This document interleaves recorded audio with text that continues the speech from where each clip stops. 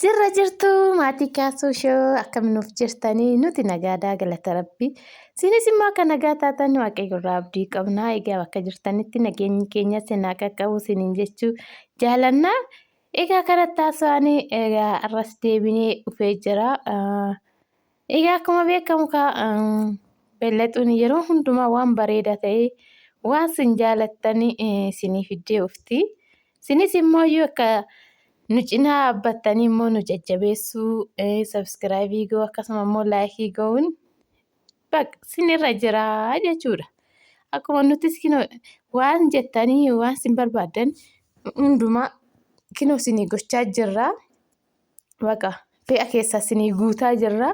Wanna barbaadan filadhaayii jenne waan isin dassin jedhu sinii filachiisaa jirra jechuudha. Garaan keessa wanna sin barbaadan maal akka ta'e warii ta'e lafa ta'e mana ta'e waan isin barbaadan jechuudha. Wanna garaan keessa sin barbaadu yeroo hundumaa egaa fe'a keessa sinii guutaa jirra. Isinis immoo egaa sabskiraayibii fi laayikii keessattuu laayikii godhaan nama hedduu biraa akka nu ga'uufi egaa viidiyoon keenya immoo xiqqoo nu jalaa gabbu'ee sababa maaliitiif sababa bal'atuun deesseefi jechuudha. Egaa durallee bal'atuun baay'ee yuutuubii irratti miidiyaa irratti baay'ee jajjabina kanan qabdu garuu sin na jabeessaa.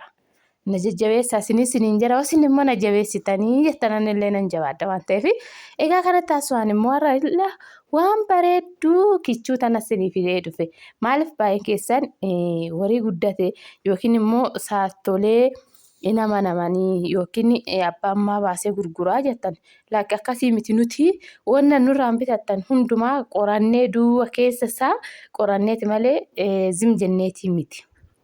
Saa guyyaa kaleessa obboleettiin keenya bitatte sun ilkaan qabaayi maaliirraa jetta ganaa sadaffaa kan garaa qabu jechuudha. Dulloomaayii ilkaan qabaayi jechaa turtanii baay'een keessanii ilkaanis ni qaba. Sadaffaa kan garaa keessa jiru jabbii isa sadaffaadhaan lama tanaan dura alee sadaffaadha. Tun immoo gara biraati achiin miti egaa asuma magaalaa sallaatti tunis egaa warroonni bitachuu barbaadan raada faranjii marfeen alattee egaa kooriyaadha tuni sirriitti gaarii erga haalattee ganaa waggaa fi ji'a 8 akkas waggaa 2 xiqqoo hin guunne jechuudha. Aganattuu agana guddachuun ishii ilaala. Waan faranjii taate sirriitti kunuunsanii warri manaa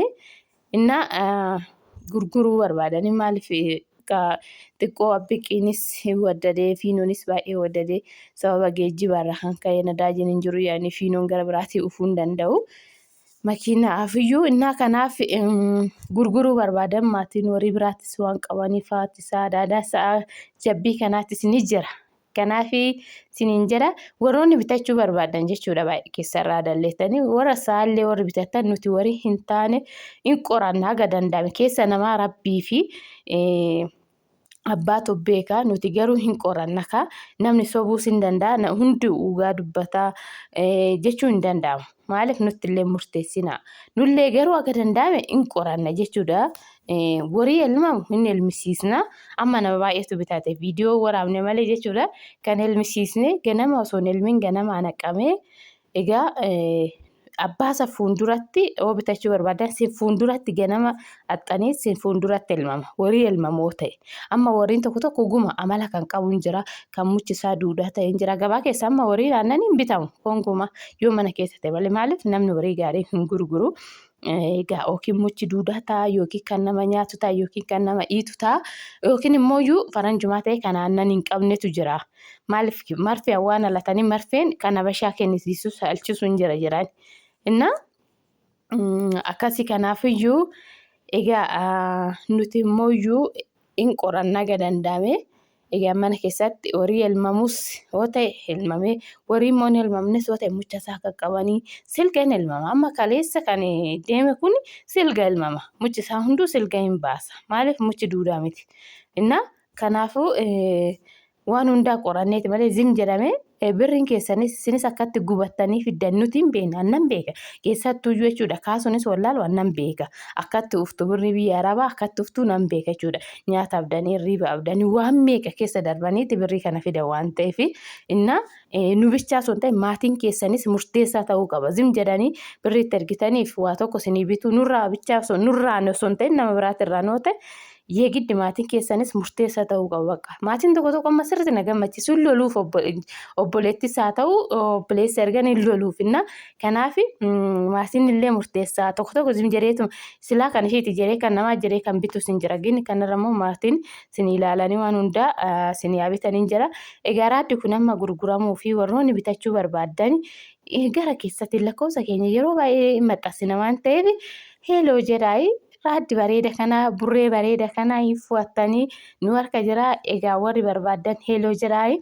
Anna nuti wannan taane akkuma sinin jenne sinitti finnu sinin jira. Sin jaalanna egaa viidiyoo biraatiinis immoo walitti deebina. Laayikii godhaayi. Laayikiidha baqaan sin jaaladha. Sirriitti wanna barbaadan na gaafadha. Kana barbaanna bal'axuu nuuf viidiyoo ettaani wanna sin barbaadan haga lukkuun baatutti isiniif dhiyeessina wanna sin barbaadani. Isiniin jira egaa nagaa nuuf taa'i. Bye.